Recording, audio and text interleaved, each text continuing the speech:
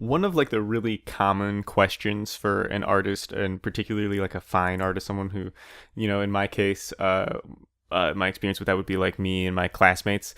One question that we would get asked a lot, or like the question to be prepared for a lot, or something, that's like kind of like the first time you want to like start talking or speaking more educatedly to other people about their art and learning from them, and being able to share with them and grow and connect with them, is like talking about your artistic practice. And like for some people that's like a much bigger deal than others. For some people it's a very big deal. Without like my artistic practice there would be nothing else. And some people are like, I don't really have like a artistic practice as much as I kind of have some things that I noticed I tend to do, and or like generally this is just kind of what I do. It just kind of happens, or like this is just how I make stuff. So it's not necessarily a like for me, I'm somewhere in between those two things. I recognize there are things that happen, uh, like patterns from project to project, or some things I need to do to just that if I don't do, maybe I don't like them, like researching or something like that, like the boring things. If I don't do stuff like that, then I have like a lesser quality of work that's definitely noticeable. But my artistic practice, I guess, as you could say, is changed. There's been some change to it recently, and a big part of that is just no longer being in school. Because I think for a lot of people like my classmates, a lot of people of the artists that I'm experienced with talking to, and I have access to, we're also students, as at least recently, and some of them still are. And part of that is beginning artistic practice in school. Is the first step is someone says, "Hey, make something," and that's the first step. And the first step is usually the hardest, right? That's why we all get excited about babies walking, because that first thing I find can be the catalyst, for making the rest of your work. It could be the thing. It could be the thing. It's your jumping off point. And when someone says jump off, it's easy to go start making a project, right? When you have to, it seems difficult or stressful, but when you have to do it, you get it done, so to say. Like the stress of someone being like, okay, and on Monday turn in a proposal of what you're going to do for the rest of the year. And so like the having that come down on you is like often what someone needs to start, at least, again, talking about, I guess, starting at particularly the student point. And so for a while, it's been that for me. Someone says, start a project, and I start thinking about things, and then I start making things, and then it gets to the point where someone says, okay, you got to have a finished product soon, and I don't, and so I scramble then to get the finished product, basically. And now my artistic practice, as it were, is now completely on my shoulders, which is exciting for me. I thought this would be something that I would be nervous. I thought it would be something that would lead to me not being able to create things right out the bat, or right out the gate, or just have a difficult time.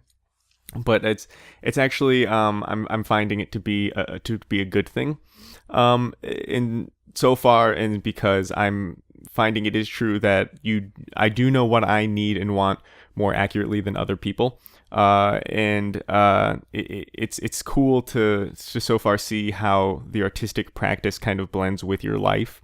And so as that happens to me, I can understand more easily how other people feel like the artistic practice is like the big thing that separates them from the animals, that separates them from the other like bad artist, or separates good art from bad art, or whatever like the separation is, or from whatever, maybe if it's just a version of themselves they don't want to be. But there's like, it creates a separation in something, and between the nothingness, I guess. And so one thing now that I'm thinking about is how do I start a project when someone doesn't tell me to? And it's identifying either what do you want, what do you think needs to be covered, what do you think needs to be changed or highlighted or exposed, or what kinds of things are you interested in, and stemming them off of there. And for a while I have gone back and forth about how I feel about working. So for the last year, I made one project. I made a book for an an installation as well. It had it's for as an exhibition for senior thesis, and it studied like this southern Appalachian kind of region as a whole, particularly through signage and storefronts. And so now that's over, I wanted that work. Some people think like, oh no, I'm going to keep working on this concept or keep working on this thesis. But I knew from the beginning that I wanted this to be a completed thing when I was done. I wanted to put a cap on it. Because it's somewhat of a capstone project, but I wanted it to feel complete at the end, and I thought the only way that I'm going to be doing that is to finish the project at that time. When the exhibition is up, I'm done, so to say. And so doing that work about about these regions and these places and my connection, I couldn't help but think about my connection to these to the region and the place. And it made me think a lot about, excuse me, I had to take a drink of water. It made me think a lot about what it meant to be from a place. What does it mean to be from a place? Like if you're born in a big city like New York or Chicago, specific, or Pittsburgh, not necessarily like LA or it's funny I said not like New York, but definitely New York, but not like I think people think like San Francisco or LA or like Park City or like these cities are like foofy, like Seattle are like foofy cities, but like there are like Pittsburgh and Baltimore, New York, like these are dirty, grimy places.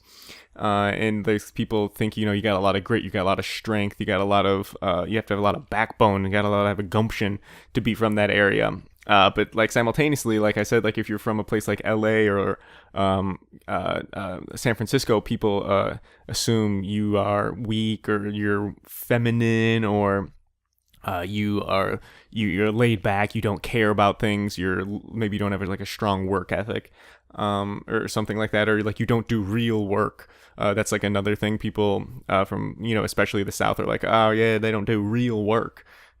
And like as if blue collar work is real work and nothing else is. So like the region, like where you're from, having how that ties to an identity, to a personhood, and how that ties into like who you are or who these people are as a whole, is something that I am interested in studying and to continue to study more. But like this conversation of like what is the South, or what does it mean to be from the South specifically, it is not something that I want to interested in be studying. Another thing that I want to study are these borders, or like the zones in between, like for like the division between the North and the South, what it means to be like a Northerner versus a Southerner. But there are lots of places. There are lots of places in the North, so to say, that you could easily mistake for the South. And so it's it's like what is that then? Like when you cross over from Louisville into Indiana, when you do that, when you cross into Indiana, it's like, oh, I'm in Indiana, I'm in the North. And like especially like I'm from Northern Illinois, that's where I was born. And so I definitely think of like, oh, Kentucky, that's the dirty South. And then when I think of Indiana, it's like, oh, well, yeah, that's right next to home. That's that's definitely not the South. That's a different place. And so it's interesting and what that means. It's like, oh, the people from Kentucky are idiots, and the people who live in Indiana are just my neighbors. So like it's interesting to see or to think about what these places, what they actually mean for everybody else and for what they mean to those people. So I'm interested in studying those boundaries. But as far as a specific artistic practice, it's interesting because now it just starts with money.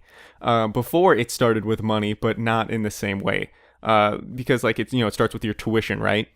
But it's paid for, so to say, by when you're in your classes, right? It's not like you start class and says, okay, we're gonna start lesson 2 today. Everybody hand over some cash. No, like that's already happened by the time you're in the classroom, and so otherwise they don't let you in the classroom. And so it starts with cash usually for me, because it's like, okay, you need to go to a place, or you need to learn a thing, you need to buy something to research, you need to access to knowledge, you have to take a class or go get a book, or I guess, a lot of it, on the internet is free, but there is some aspect of, you're gonna have, at the very least, you're gonna have to go somewhere.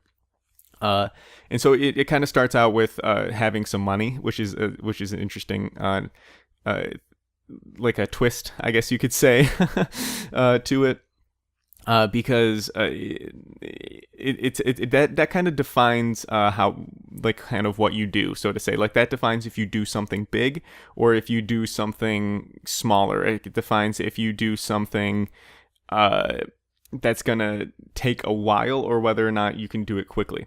So it's just interesting to think about all these things now as no longer a student, and now that I have a printer on the way. I'm excited to get started.